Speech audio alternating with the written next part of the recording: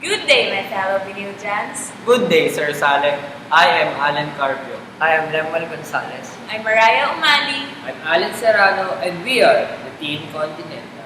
This is proposed system for the existing Faculty Association Management System. Company overview. De La Salle College of St. Benil is located in Arellano Avenue, Manila. De La Salle College of St. Benil is a member of De La Salle Philippines.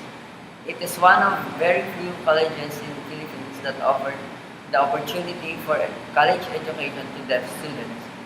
It is the first to offer a human resource management program that is anchored in on a business administration platform. De La Salle College of St. Benil is the first school in the Philippines that offers business administration major in computer application. Company logo. In our first logo, that is the Faculty Association logo. And the second logo is the logo of De La Salle College of St. Benil.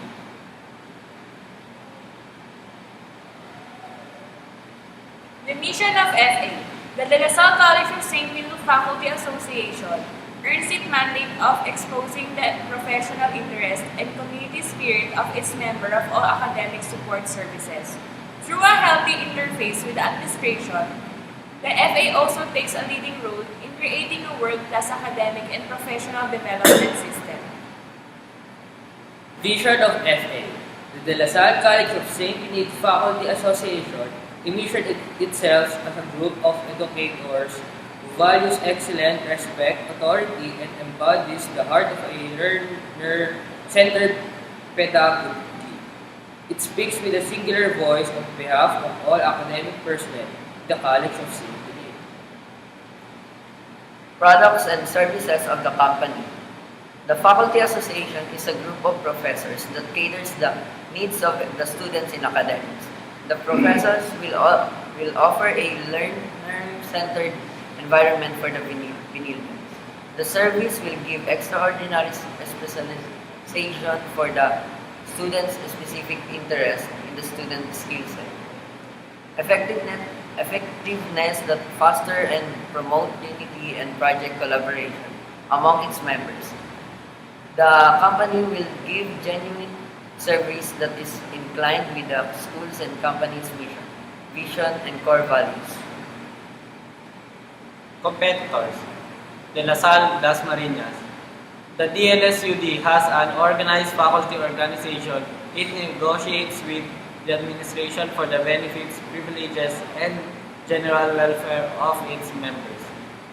They have a genuine and effective faculty association that fosters and promotes unity and cooperation among its members. And they are also responsible for the needs of its members, and likewise they support the mission of De La Salle University Dasmariñas. They also maintain open communication and closer coordination with the administration and promote harmonious relationship with De La Salle University Dasmariñas community for attainment of its goal.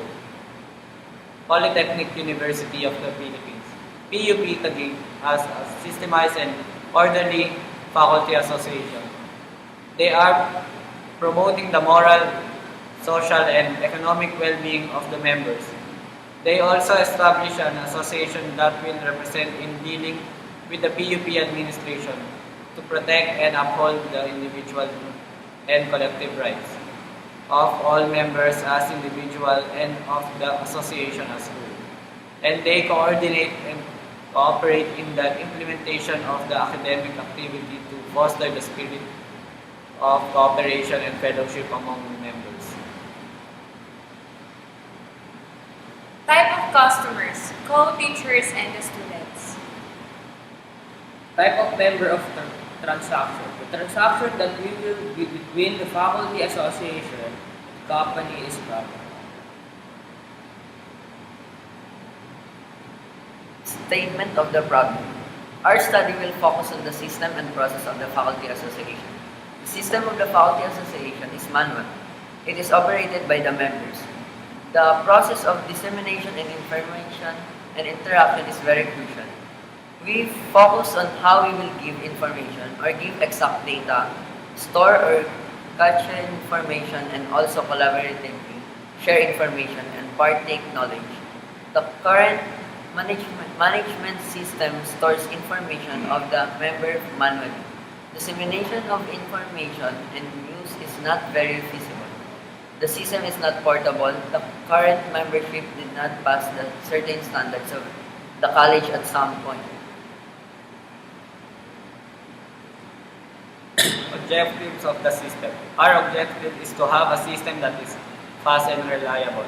To have a portable and effective system, the faculty association management system will be very feasible to have a less trouble in sending, storing, and sharing information. Also to allow the user to store data for each member or retrieve in their own personal account by giving the following feature. Mobile application for FAMs. SkyDrive to store files online. To share personal information to co-faculty upon the choice of the faculty. To share and collaborate files to the co-faculty via SkyDrive. To have an online registration. Cost reduction and avoidance.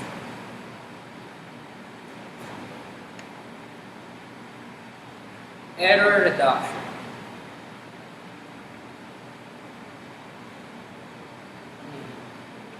Increased flexibility. Increased speed of activity. Increased speed of reports.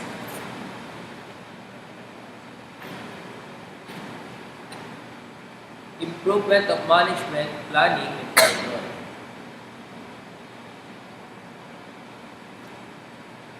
Opening new markets and increasing sales opportunities. Intangible benefits. Competitiveness, competitive necessity.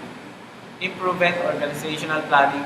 Increased organizational flexibility. Promotion of organizational learning and understanding. Availability of new, better, or more information. Ability to investigate more alternatives.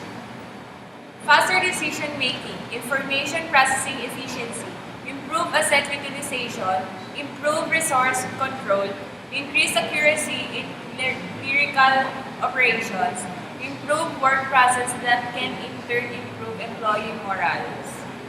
Positive impacts on society. Significance of the study. The effect of our system will involve other organizations and offices, the forms, the works, and the members. It will help to those students or faculty members that are having hard time finding their files, and it will lessen their works. Through this system, they will be able to easily find their files, and it will not take their time. And mostly, they are not going to have trouble in backing up their files and having errors. Scope and limitation. Our system is used on schoolworks.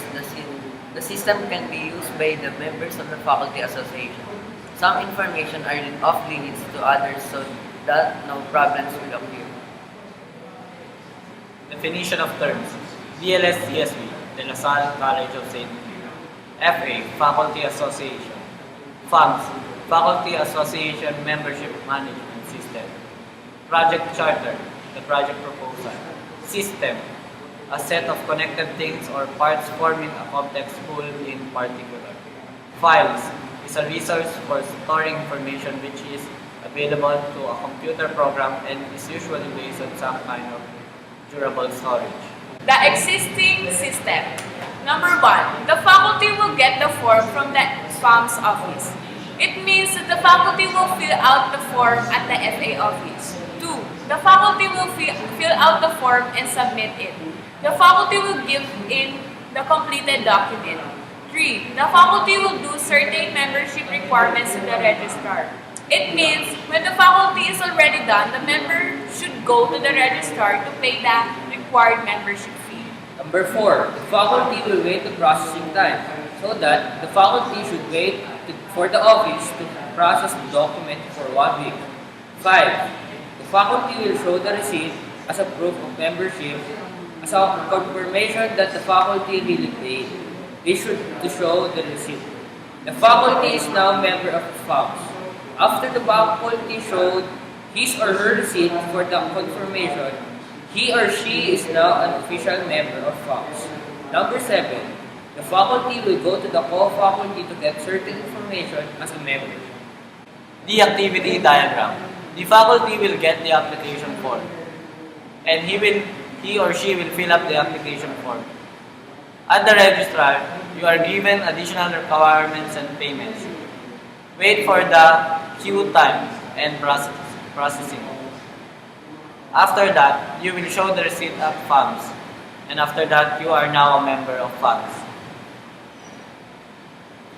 Benchmarking. In DLS CSB, the FA is linked to other offices, while in PUP, the FA is not linked in some offices. The FA have a centralized system in DLS CSB, while in PUP, the FA have semi-manual processes. The DLS CSB, they have more ventilation, unlike in PUP. Our proposed system.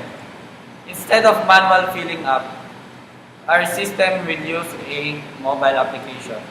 The faculty will use the application, and while registering in the application, it will process the data. After the processing of data, it will give additional requirement and payment. Credit card payment is valid.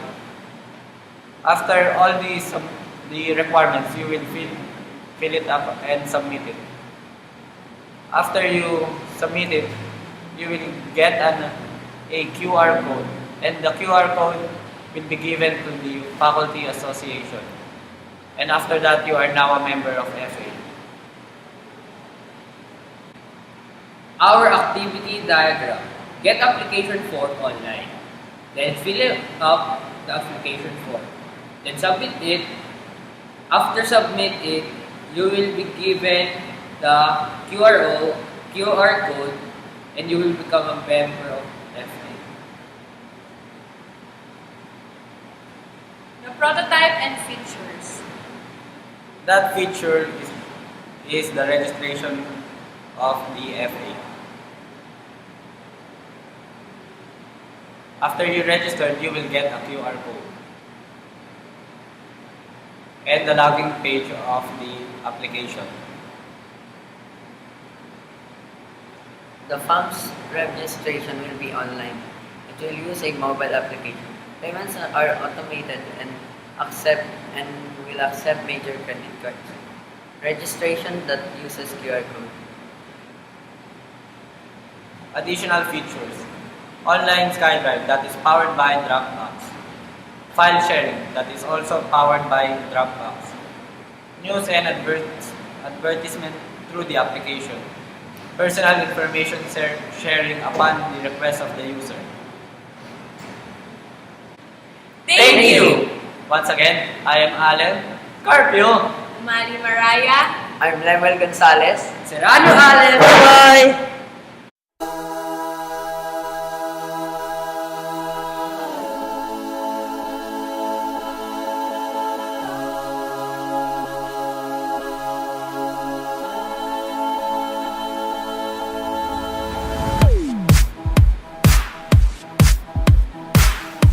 Good morning. Sir Saleh and our fellow Indians.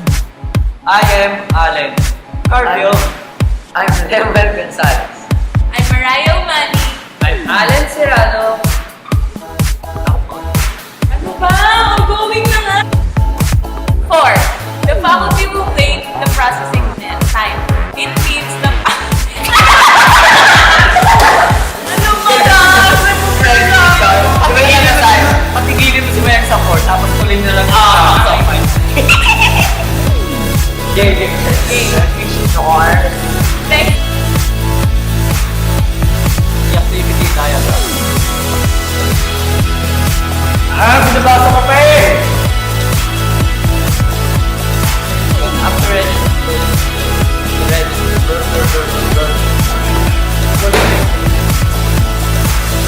Get application form online.